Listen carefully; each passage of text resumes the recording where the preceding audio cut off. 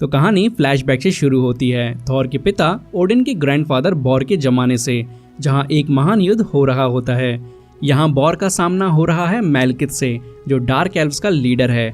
मेलकिथ का एक बड़ा डेंजरस प्लान होता है ईथर का इस्तेमाल करके 9 रियासतों को तबाह करने का, और बॉर भी फुल हीरो मोड में आ जाता है और एक धमाकेदार बैटल के बाद मेलकिथ और उसकी डार्क एल्फ आर्मी को हरा देते हैं और ईथर को अर्थ के अंदर हाइड कर दिया जाता है। और मेलकिथ अपने लेफ्टिनेंट के साथ डीप स्लीप में चला जाता है और फ्यूचर में नए मौके का इंतजार करने लगता है। अब स्टोरी प्रेजेंट टाइम में आ जाती है, जहां थॉर अपने प्यारे भाई लोकी को कैदी बनाकर एसगार्ड लेके पहुंचता है। तो यहाँ अब सीन शुरू होता है ओडिन के सामने लोकी को खड़े करने से। इसके बाद सीन शिफ्ट होता है थॉर के क्लोज फ्रेंड्स पर, जिनका नाम है वॉल्कस्टैग, सिफ, फेंड्रल और होगन। ये लोग वैनायम में एक इंटेंस बैटल लड़ रहे होते हैं।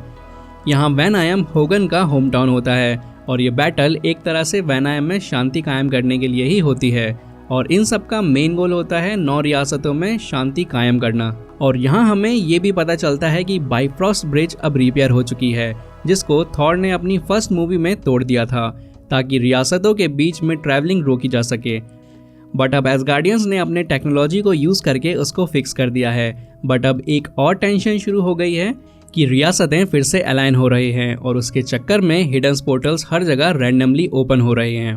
अब कहानी शिफ्ट होती है लंदन की तरफ, जहां हमारी स्मार्ट और ब्रिलियंट एस्ट्रोफिजिशिस्ट जेन फ्रॉस्टर अपनी असिस्टेंट ड्रेसी के साथ एक फैक्ट्री में पहुंचती है। सीन थोड़ा अजीब लगता है क्योंकि यहाँ कुछ मिस्टीरियस पोर्टल्स हैं जो 9 रियासतों को कनेक्ट करते हैं। ड्रेसी तो अपने यूजुअल स्टाइल में जोक्स मार रही होती है, बट जेन के एक्सप्रेशन से समझ आता है कि ये कुछ ज़्यादा सीरियस गड़बड़ है। तभी एक ट्विस्ट आता है। जेन एक्सीडेंटली एक पोर्टल में गिर जाती है और वो डायरेक्टली सिवरतलफाइम में पहुंच जाती है। ये वही डार्क एल्व्स का बेकार सा रेल्म है। यहाँ जेन का सामना होता है एथर से, जो कि एक डेंजरस चीज़ है। ये चीज़ एकदम अजीब और डार्क एनर्जी से भरी हुई है और धीरे धीरे जेन की बॉडी के साथ मर्ज होने लगती है। सीन कट होता है एसगार्ड के हेमडाइल के पास, जो एसगार्ड का एक लौता बैड एस गार्डियन है। वो बाइफ्रॉस्ट का प्रोटेक्टर और लिटरली सब कुछ देखने वाला बंदा है। हेमडाल जो अपनी ईगल आई वाली विजन के साथ रियलाइज करता है कि जेन जो समवेयर थॉर से कुछ कनेक्शन रखती है, उसकी नज़र से अचानक से गायब हो गई है। वो इमीडिएटली इसके बारे में थॉर को इन्फॉर्म करता है और बताता है कि कुछ तो गड़बड़ है। ये सुनकर थॉर टेंशन में आ जाता है और वो बाइफ्रॉस्ट का यूज़ करके सीधा मिडगार्ड यानी कि अर्थ आता है जेन को ढूंढने के लिए। लेकिन जब तक थॉर अर्थ पहुंचता है, जेन तो वापस अपनी दुनिया में यानी कि अर्थ में आ चुकी होती है। अब यहाँ थॉर और जेन का रीयूनियन होता है, पर जेन गुस्से में थॉर को एक थप्पड़ मार देती है। थॉर की एक्सप्रेशन एकदम देखने वाली होती है, मतलब कि गॉड ऑफ थंडर पे थप्पड़।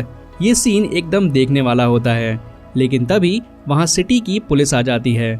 जब पुलिस जेन को प्राइवेट प्रॉपर्टी में आने के लिए अरेस्ट करती है, तब वहाँ पुलिस की आंखों के सामने एक अल्ट्रा मैग्नेटिक फील्ड ब्लास्ट होती है और पूरा सीन केओस में कन्वर्ट हो जाता है।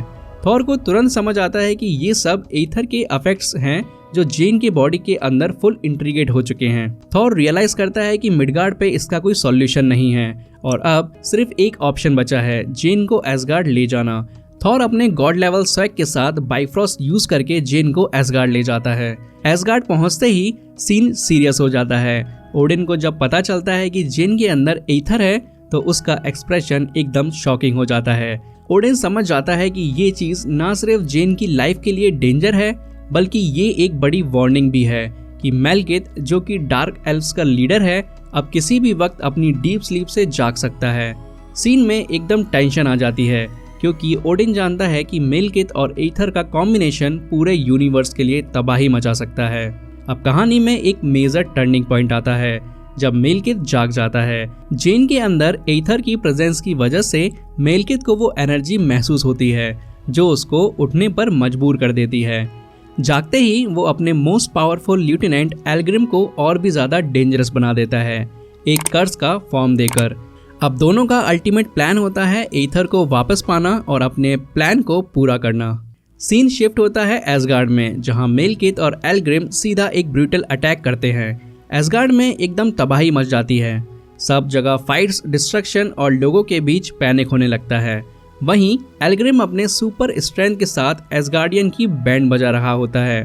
यहीं पे थॉर की माँ फ्रिगा एंटर होती है। वो एकदम फियरलेस और प्रोटेक्टिव मोड में आ जाती है क्योंकि उसका गोल है जेन फ्रोस्टर को बचाना। लेकिन ये मूवमेंट एकदम हार्ट ब्रेकिंग बन जाता है। फ्रिगा मेलकिथ के सामने खड़ी होती है, लेकिन मेलकिथ विदाउट मर्सी फ्रिगा का मर्डर एल्ग्रिम से करवा देता है।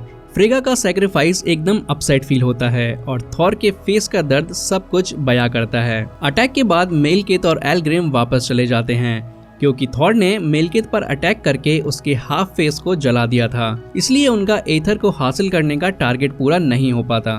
फ्रिगा के जाने से थॉर के अंदर रेवेंज की आग जल उठती है, लेकिन यहाँ ओडिन एकदम स्ट्रिक्ट मोड में होता है और ऑर्डर पास कर देता है कि कोई भी एसगार्ड से बाहर नहीं जाएगा। थॉर को ओडिन का ये डिसीजन बिल्कुल भी अच्छा नहीं लगता क्योंकि उसका मकसद अब मेलकिथ को खत्म करना होता है।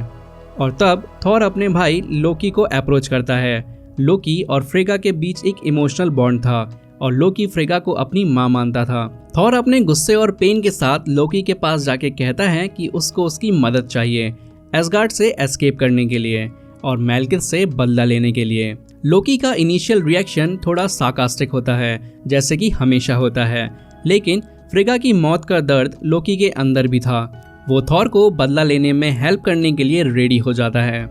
थॉर लोकी और अपने क्लोज फ्रेंड्स की हेल्प से एसगार्ड से एस्केप करते हैं। अब सब मेलकिथ के घर सिवर्टलफाइम में पहुंच जाते हैं।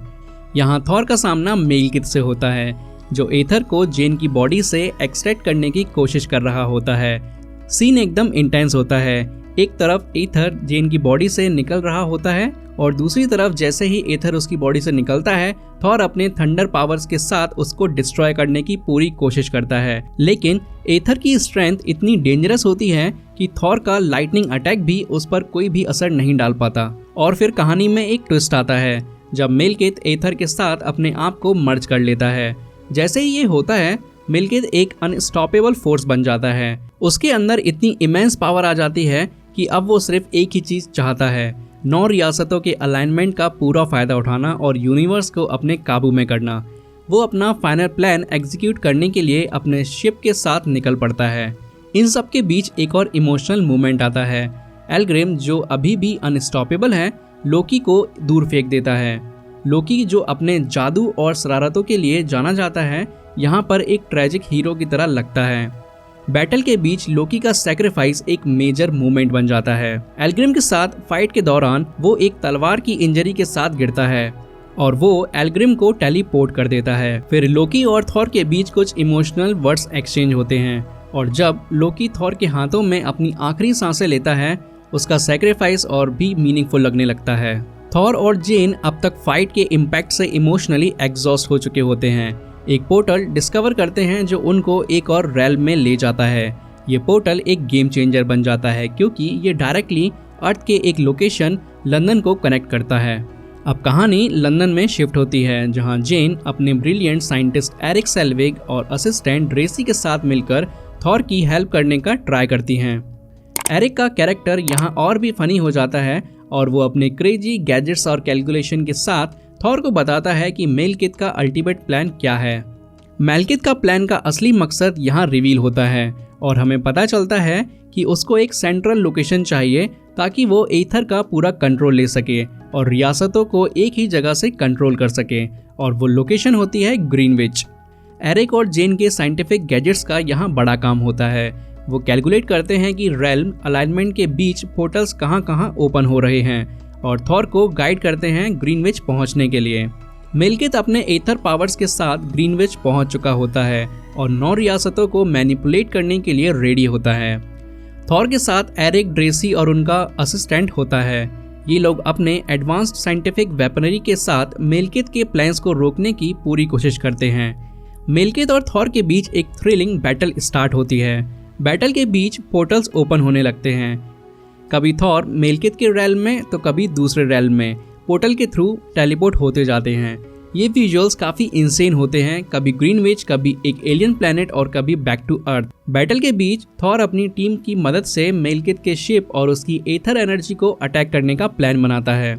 जेन, एरिक और ड्रेसी पोर्टल्स का यूज करके थॉर को फाइट में एडवांटेज दिलाते हैं। थॉर अपनी लाइटनिंग पावर्स के साथ मेलकिथ के शिप पे फुल पावर से अटैक कर देता है। फाइनली थॉर और उसकी टीम का एफर्ट काम आता है। वो मेलकित को बेवकूफ़ बनाता है और उससे एथर को एक्सट्रैक्ट करने में सफल हो जाता है। जैसे ही एथर अलग होता है, मेलकित की पावर कोलैप्स होने लगती है और वो अपने ही शिप के नीचे अपने ही रेल में खत्म हो जाता है। इसी के साथ बैटल खत्म हो जाती है और थॉर ने मेलकित का प्लान फेल करके 9 रियासतों को तबाही से बचा लिया होता है। अब ग्रीनविच एकदम सेफ हो जाता है और पोर्टल्स भी क्लोज होने लगते हैं। इसके बाद थॉर एसगार्ड वापस आता है और अपने फादर ओडिन के सामने प्रेजेंट होता है। ओडिन थॉर से कहता है कि अब वक्त आ गया है थ्रोन पे बैठने का, लेकिन थॉर एक बार फिर से मना कर देता है और कहता है कि अभी भी वो अपने आप को थ्रोन के लायक नहीं समझता। ये मूवमेंट थॉर के कैरेक्टर का एक इम्पॉर्टेंट पार्ट दिखाता है कि वो कभी भी पावर के लिए ग्रीडी नहीं रहा। लेकिन यहाँ एक अनएक्सपेक्टेड ट्विस्ट आता है। जब सीन खत्म होने लगता है तब पता चलता है कि थ्रोन पे जो बैठा है वो ओडिन नहीं बल्कि लोकी है। लोकी जो सबको लगा था कि मर चुका है, अभी भी जिंदा है और एसगार्ड के थ्रोन तक पहुंच गया है। ये खुलासा एकदम शॉकिंग है और एक नई मिस्ट्री शुरू कर देता है कि लोकी का अगला प्लान क्या होगा और ओडिन का आखिर में क्या हुआ। मूवी के पोस्ट क्रेडिट सीन में थॉर के दोस्त वॉल्स्टैग और सिफ दी कलेक्टर के पास जाते हैं और उससे ईथर यानी रियलिटी स्टोन रखने के लिए कहते हैं। वो बताते हैं कि एसगार्ड के पास ऑलरेडी टेसरेक्ट है और दोनों स्टोन्स एक जगह रखना सेफ नहीं होगा। जब दी कलेक्टर ईथर को एक्सेप्ट कर लेता है, वो एक क्रीपी लाइन बोलता है, 1 is here, 5 remains। यहाँ हिंट मिलता है कि यूनिवर्स में टोटल 6 इन्फिनिटी स्टोन्स हैं जो आगे MCU की कहानी का एक इम्पोर्टेंट हिस्सा बनने वाले हैं। तो ये थी Thor the dark world movie की स्टोरी।